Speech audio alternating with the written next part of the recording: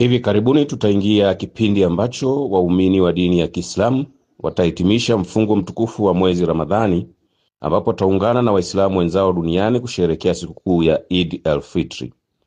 Jeshi la polisi linapenda kueleza kuwa hali ya usalama ni shwari na limejipanga vizuri na litaendelea kushirikiana na viongozi katika ngazi ya taifa, mikoa, wilaya na kata ili maeneo watakayopanga kufanyia sala ya Eid ikiwepo misikiti iendelee kuwa na amani, utulivu na usalama wakati wa kimuomba na kumshukuru Mwenyezi Mungu.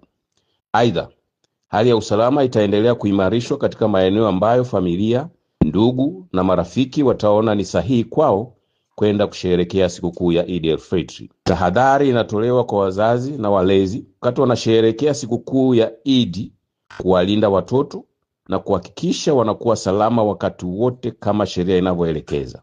Waepuke kuwaruhusu kwenda kutembea peke yao bila kuwa na uangalizi wa mtu mzima na mwenye akili timamu. Kwa kufanya hivyo, kutawaepusha watoto na madhara kama kufanyiwa vitendo vya kikatili, ajali za barabarani, hatari kwenye fukwe na kupotea.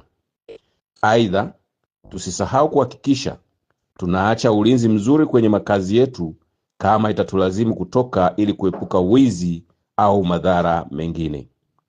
Jeshi la polisi linatoa angalizo kwa kila mmoja wetu tuwe na matumizi sahihi ya barabara kwa kuzingatia na kufuata sheria, kanuni na ishara au alama zote zilizopo kwenye barabara zetu tunapotembea kwa miguu, tunapovuka barabara au tunapoendesha vyombo vya moto, baiskeli, maguta yanayokokotwa na binadamu au wanyama ili kujiepusha na ajali.